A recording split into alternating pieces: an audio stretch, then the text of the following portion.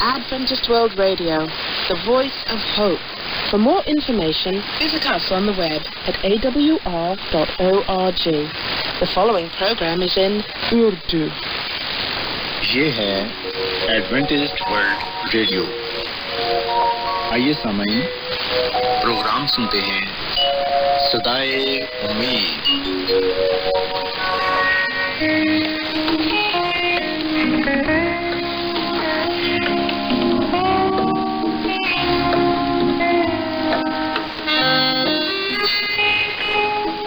سامعین، پروگرام صدائے امید کے ساتھ میں آپ کی میزبان فرح سلیم اور صادق عبداللہ خان آپ کی خدمت میں حاضر ہیں.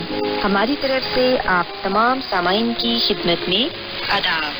سامعین، امید کرتے ہیں کہ آپ سب خدا تعالیٰ کے فضل و کرم سے خیریت سے ہیں، اور ہماری یہ دعا ہے کہ آپ جہاں کہیں بھی رہیں خداوند خدا آپ کے ساتھ ہوں اور آپ کی حفاظت اور رہنمائی کریں.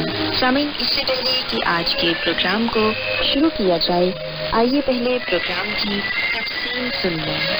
پروگرام کا آغاز ایک گیت سے ہوگا اور اس کے بعد بچوں کے لیے بائبل کہانی پیش کی جائے گی، اور سامعین پروگرام کے آخر میں خدا تعالیٰ کے پاک کلام سے پیغام پیش کیا جائے گا، اور اس کے علاوہ پروگرام میں روحانی گیت بھی شامل کیے گئے ہیں. تو سامعین، آئیے آغاز اس خوبصورت گیت سے.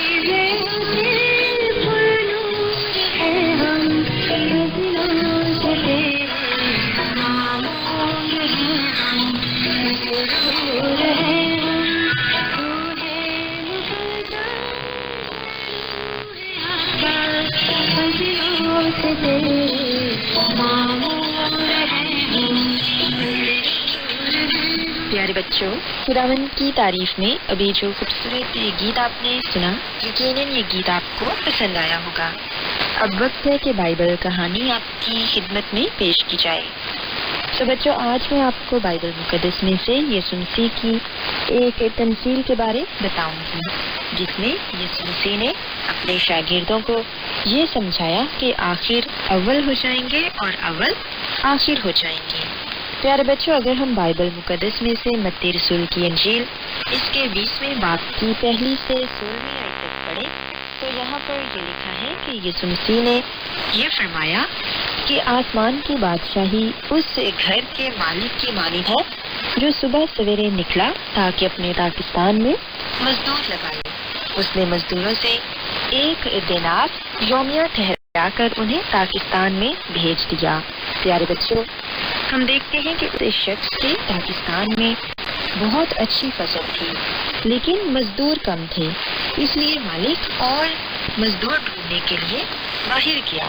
اس نے کچھ آدمیوں کو مزدوروں کی منڈی میں دیکھا اور مالک نے کہا کہ تم بھی پاکستان میں چلے جاؤ، جو واجب ہے وہ تم کو دوں گا۔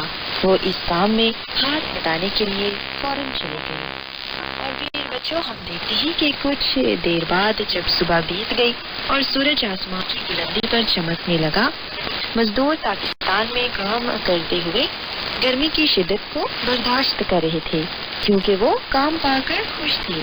مالک نے یہ دیکھا کہ ابھی بھی مزدور کم ہیں، لہٰذا اس نے 12 بجے اور زیادہ مزدوروں کو کام پر لگایا اور پھر 3 بجے مزید مزدور لے کر آیا۔ اس نے انہیں یہ نہیں بتایا تھا کہ انہیں کتنی مزدوری ملے گی، لیکن مالک نے ان سے یہ وعدہ ضرور کیا تھا کہ جو واجب ہے وہ انہیں دیا جائے گا۔ حتیٰ کہ بچوں، شام کو بھی مالک بازار گیا اور جہاں اسے اور مزدور مل گئے، اس نے ان سے بھی پوچھا کہ تم یہاں کیوں سارا دن بیکار کھڑے رہے؟ انہوں نے دکھ سے جواب دیا کہ اس لیے کیونکہ ہمارے پاس کوئی کام نہیں، ہم کو مزدوری پر نہیں لگایا گیا۔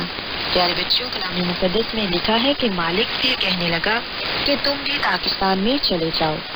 تب تو سورج غروب ہونے لگا تھا اور شام کی ٹھنڈک پھیل رہی تھی، جس کی وجہ سے کام کرنا اب زیادہ آسان ہو گیا تھا۔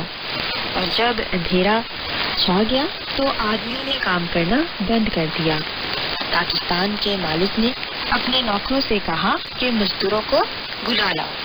مالک نے نوکر سے یہ کہا کہ پچھلوں سے لے کر پہلے تک ان کی مزدوری دے دے، اور جن مزدوروں کو سب سے آخر میں کام پر لگایا گیا تھا وہ سب سے پہلے آئے۔ انہوں نے صرف تھوڑی دیر کے لیے ہی کام کیا تھا، لیکن ان میں سے ہر ایک کو 1 دینار ملا۔ جو مزدور 3 بجے، 12 بجے اور 9 بجے آئے تھے، ان کے ساتھ بھی ایسا ہی ہوا۔ ان سب کو 1 دینار ملا، جو پورے دن کی مزدوری تھی۔ یہ ان کی توقع سے کہیں زیادہ تھا۔ پیارے بچوں، ہم دیکھتے ہیں کہ آخرکار پہلے مزدوروں کی باری بھی آئی، جو صبح سے محنت کر رہے تھے۔